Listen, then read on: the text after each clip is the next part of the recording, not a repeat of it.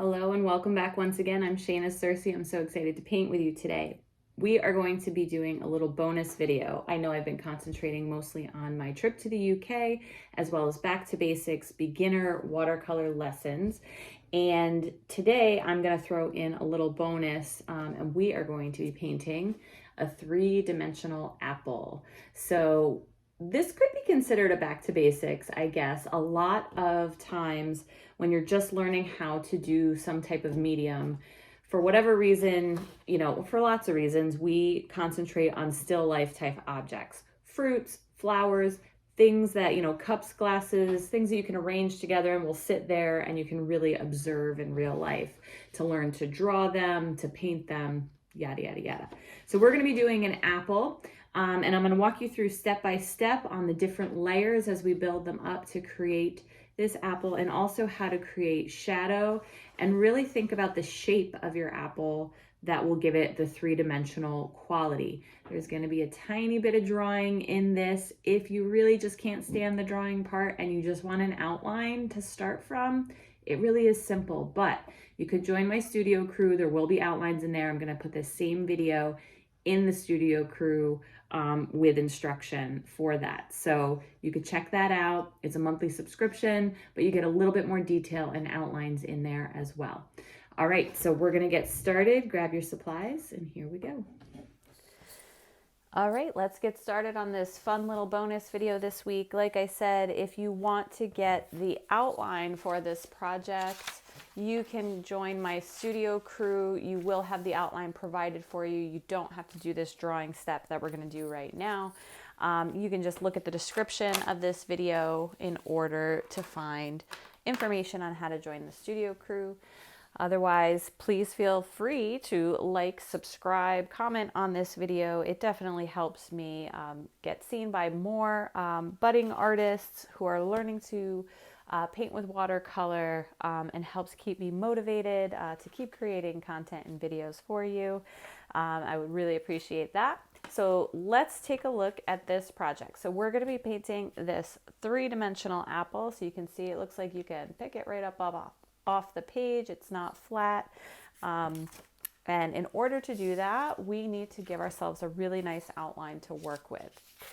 All right, so I am going to, if you take a look at this outline here, I didn't get this outline just the way it is in this fine line marker. I did some sketching to begin with. So get your pencil, and you might want to sketch this on a separate sheet of paper and then transfer your final outline to your watercolor paper.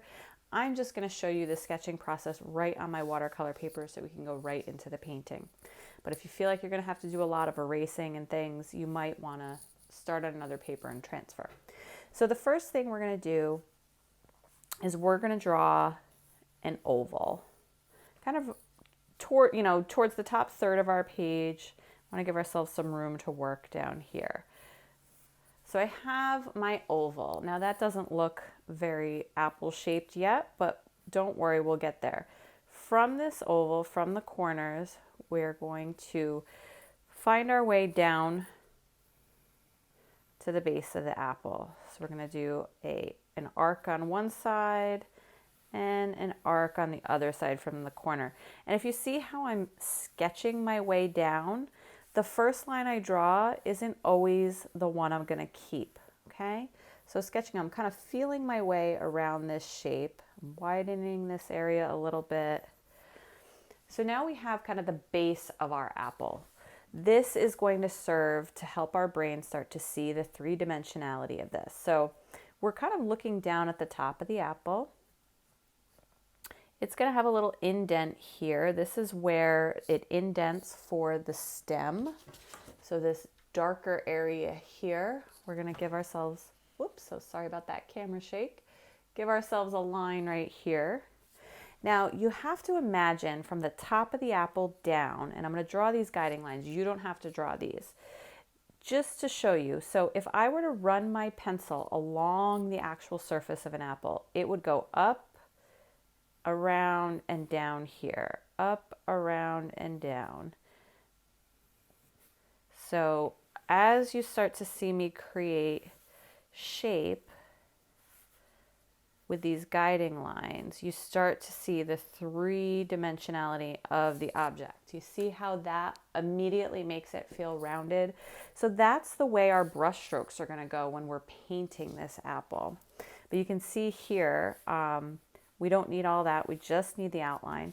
So I have our little indent here, and then we're going to draw our stem in. And then I'm going to carve a little bit of the back of this apple off, this circle, giving it a little dip of a shape. All right, so now I'm going to get to erasing. I should be using a kneaded eraser, not the back of my pencil eraser. But sometimes for show business, you just got to use what's in front of you. And I made my stem a little crooked, a little funky. All right, so I'm going to lighten up all of these lines. I'm going to erase these guiding lines here that I showed you how we could create surface. And I'm going to lighten everything up.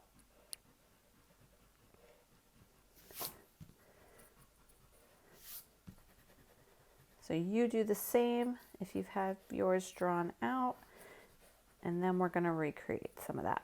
So the first thing we're going to do is we're going to start with base layers. Now we do this in some other paintings, but with the apple, we're really going to build up layer by layer.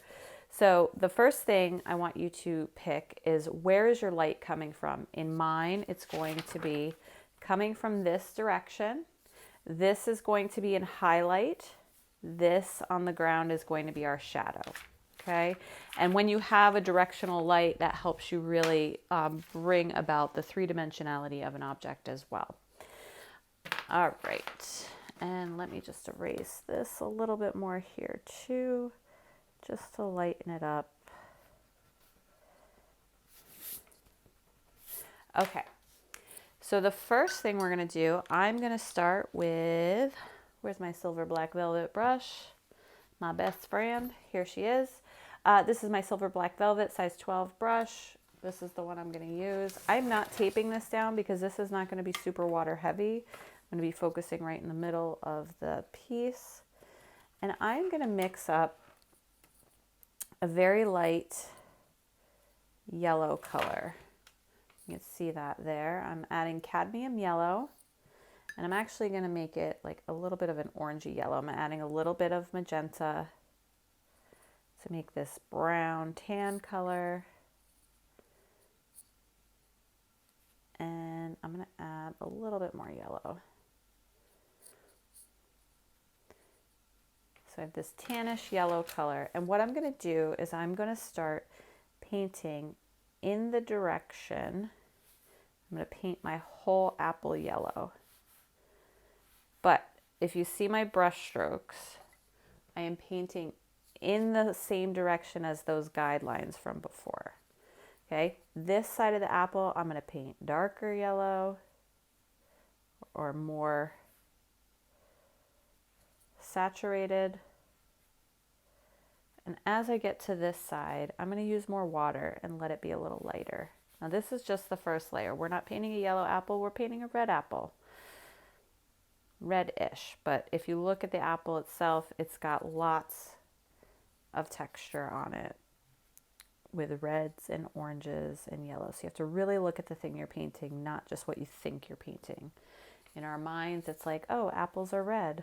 I'm actually pulling out some color right now, particularly in this highlight area.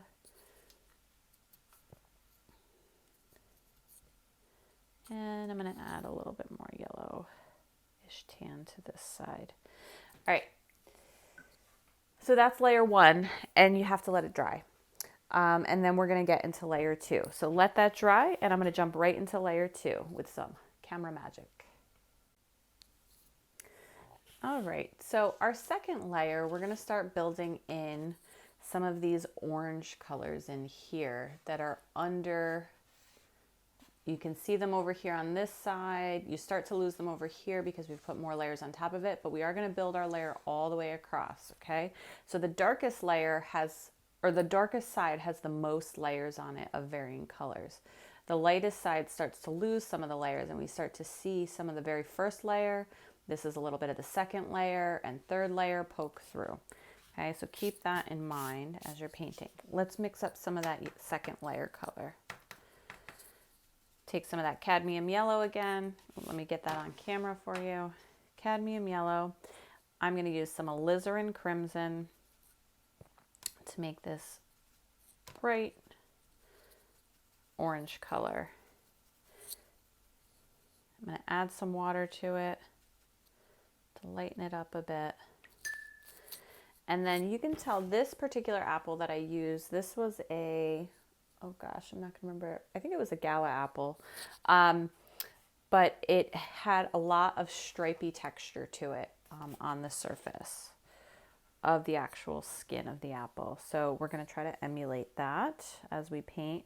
So I'm going to start to paint in this second layer, remembering that I do have to leave part of this highlight area uncovered completely. You can see I'm just taking my brush, adding some water. I'm going to get a little bit into here, but I am going to leave some spots completely uncovered. Okay, that's good. And we're going to work our way across now.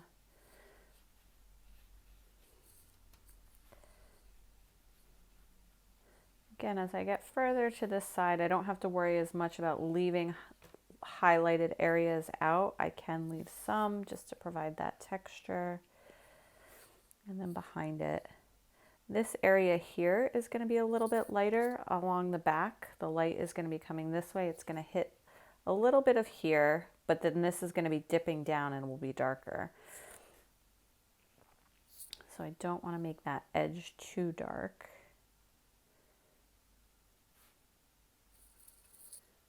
But now we have a nice orange apple.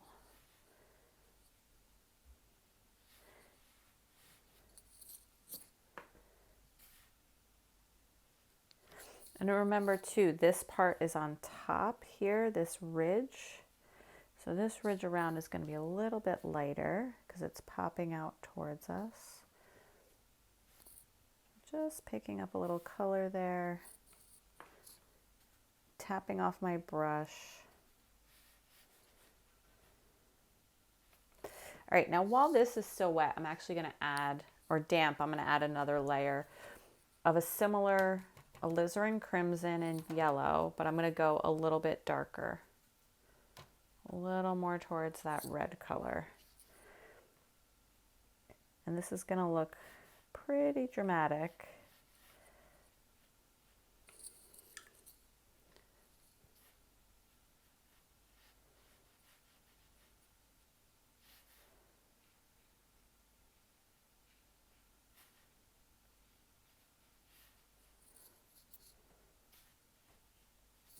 I'm going to rinse my brush off really good and kind of just use what's on the paper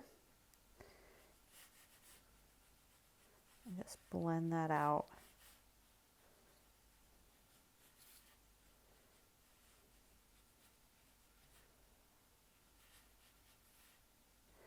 All right, I want to concentrate some of this towards the bottom on this side. This down here is the darkest side.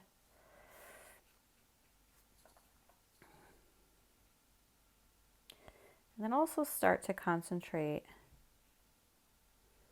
some of that color around this edge here.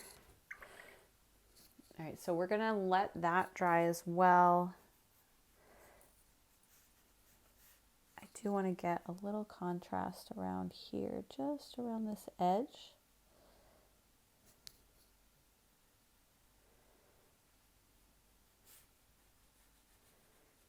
There we go. So now you can start to see it take shape. I'm going to add some dark color. We're going to add, I'm going to find a little purple. Now if you need to make purple, you just need a blue and a red. And purple and yellow are opposite each other, but purple and orange do a pretty good job of making brown as well. I want this to be a little bit more purpley than anything else. And I'm just going to start to drop color in just to the center area to provide this recessed darker color. And then I'm going to blend it out in the direction of that apple there. Don't have to worry about the stem just yet. All right. So let's let this dry one more time, and then we're going to go back in with a little bit more deeper shades of browns and reds, or reddish browns along the side, to really start to make this shadow over here. All right, here we are ready to tackle our third layer, where we're going to add a lot more alizarin crimson. So I'm going to pull out alizarin crimson, and I'm going to add some of that purple to it. And then I'm actually going to add a little bit, I'm going to pull in a little bit of sap green. Just a little, to start to desaturate that alizarin crimson a little bit. And that's for this shadow area. I'm going to put some alizarin crimson on top and give it a wash with some brighter red. So now we're getting into our most shadowed area, as well as the texture of the stripes on top. So we're going to let some of this background layer kind of poke through, and you're just going to slowly build. And you don't have to do this layer that quickly. You can take a step back after you do a little bit, take a look.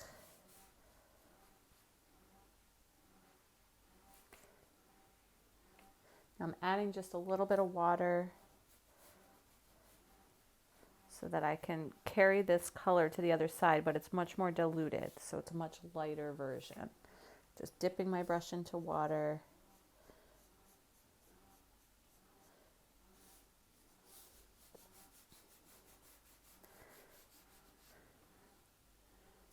Okay, and this is where I want to be careful. I want to make sure I am preserving that highlight in a way. You're going to have to go over it a little so it feels incorporated, but you want it to remain lightest on that side. I'm actually going to clean my brush off completely with a damp brush and just pull out.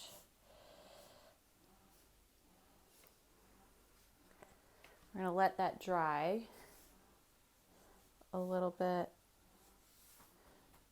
and come back to it as we continue to work on this side. So even though this is still wet, I'm just going to continue to add a little bit more this color. Now I'm going to take some straight alizarin crimson, this really bright red, and just start to lay it over the top. This is still damp. These are going to bleed out a bit.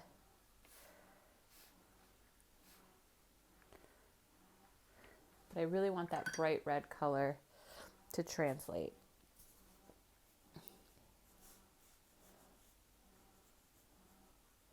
And now my brush is pretty clean. It's got maybe a little tiny bit of red, mostly water in it. And I'm just blending this out over this area. Going back to the shadow side, just refining some of the edge there.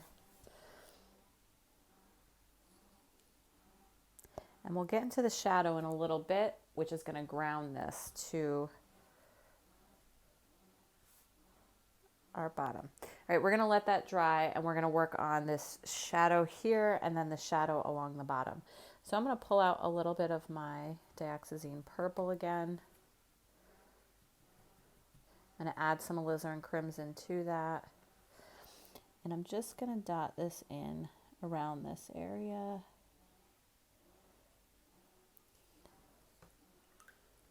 And then I'm actually going to pick up a smaller, drier brush.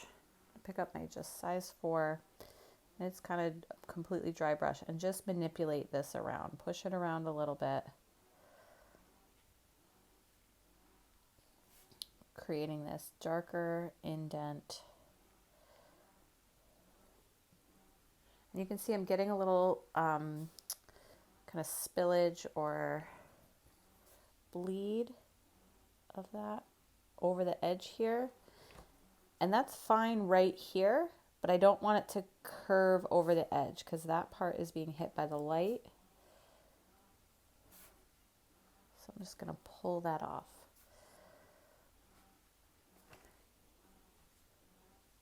There we go.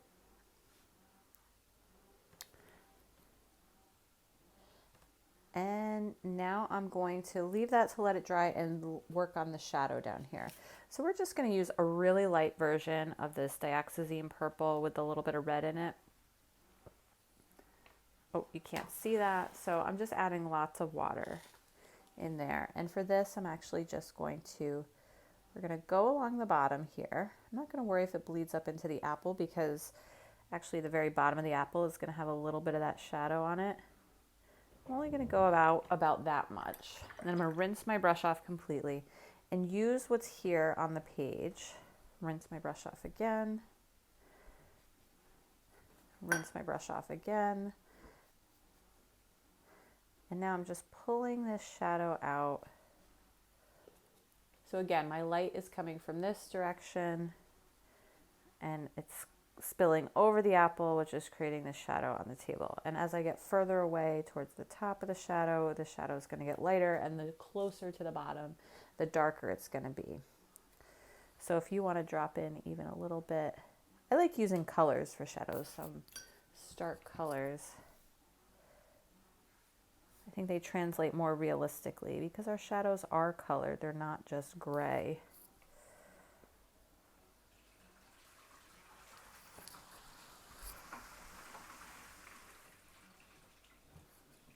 Sometimes I get carried away with my shadows.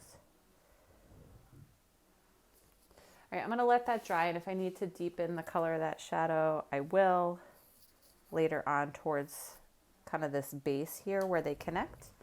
But I'm going to let this all dry. I'm going to add my detail for my stem, my final layer of stripiness on the top for my apple. That's going to create the final texture, and then any additional parts to my shadow that I think I need or shade on the bottom there. All right, we're back with our nice dry apple. Now we are going to deepen these shadows underneath and add some more texture to the top of our apple. And we're going to do that with the really intense colors. So I'm going to take some alizarin crimson. I'm actually going to add a little sap green to it. We're going to get this really dark kind of burgundy brown color. Add a little water to that. Okay. And take a little alizarin, straight alizarin crimson over here on this side. I'm going to use both of those colors. This one's a little more red. This one's a little more brown. And then also I'm going to get some of my purple here. Add a little Payne's gray. And a little bit of water. All right, and these are going to be kind of our final colors, with the exception of, I'm going to pull out a little burnt umber. You could definitely make a brown with the color, a darker brown with this purple, these here together. I'm just going to pull out burnt umber. I'm going to add our stem in here. It was ready. It was time. All right, so adding in our stem. All right, so first I'm going to take a little bit of purple and we are going to add it really close to the stem here, right at the most recessed, deepest part, to really make that look quite in shadow. And just soften the edges a little bit. Okay. Wonderful. And now I'm going to take my brown, my dark brown that I made. I'm going to go along the bottom of this apple, creating layers of texture. So I'm using my smaller brush, a size 4. And even though this is brown and I'm putting it, it's a very red brown, and I'm putting it on layers of red. So some of that red is shining through. It's going to create the texture, but it's still going to look, it's going to translate as red. It's going to translate as a deep red shadow. It's in shadow on this side, and things that are in shadow tend to start to desaturate.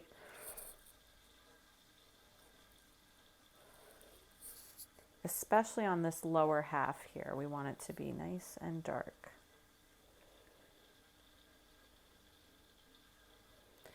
You can see I'm letting my brush skip and kind of run out, creating this texture along the surface.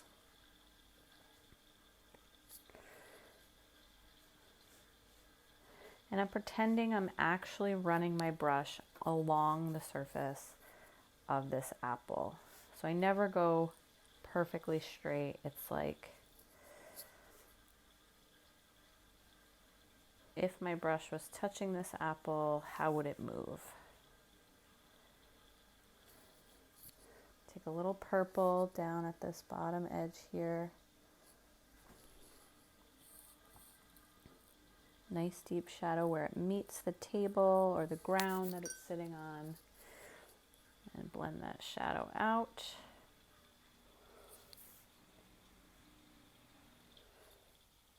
A little more purple down here on this side. Even though this side is in highlight,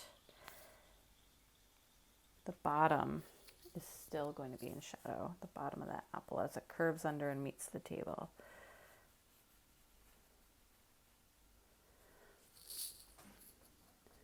All right, I'm going to take some of this more alizarin crimson, brighter red color, and start to add that as well on top. And I'm just going to water this down a little bit and start to bring it to the other side. So let's take a little bit of that alizarin crimson and some yellow just to make a slightly lighter orange color for this side.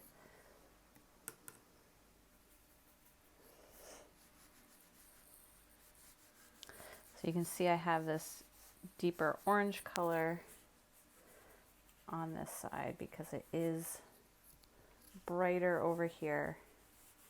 So I'm using that for my stripes. And a little bit more water. And I'm working quickly and vigorously, as you can see. And then as I bring, if I'm careful, if you're careful, bring some stripes over this highlight, and you want them to be lighter, but still show up as texture.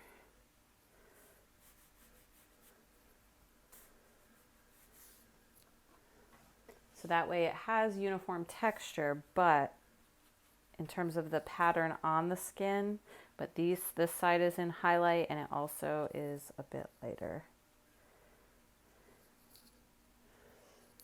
And then we're going to let this dry. And as it dries, you're going to really start to see it come together.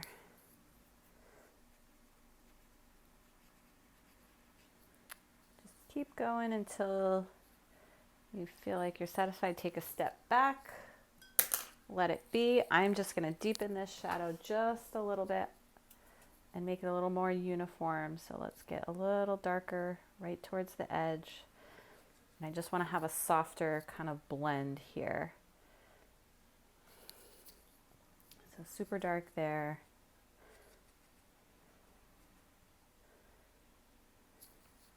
And adding lots of water towards the edge.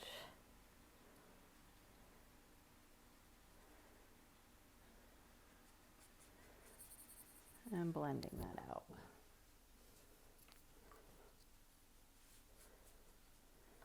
There we go. So you can see on this one, I put a whole other background in it as well, but I'm keeping this one white on a white background. So they will look a little different, especially because this is on a brown background. But there you have it, our three-dimensional apple. Looks like we can pick it up and take a nice little bite out of it, sitting on our table. I hope you give this one a try. This one is really great fun and start to help you learn and visualize how to make something look more three-dimensional, something rounded. Get an apple, put it out in front of you, really observe it, see where the highlights are, look at the texture on the skin, see where the shadow is, give it a light source. So thank you so much. I'm Shayna Cersei. Don't forget to like and subscribe and leave comments on this video.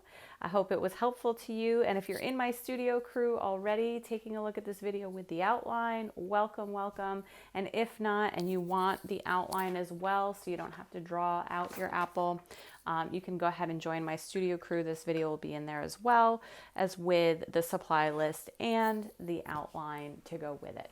Thank you so much. Happy painting, everyone.